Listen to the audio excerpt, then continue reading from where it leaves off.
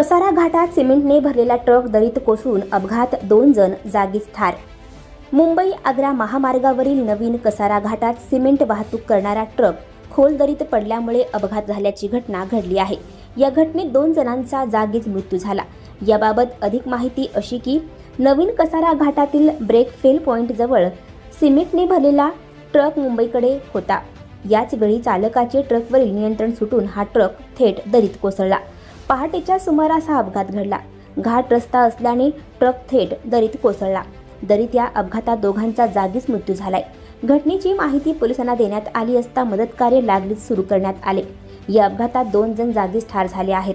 अपघातामुळे दरीत सिमेंट पसरले असून ट्रकचा चक्काचूर झाला आहे।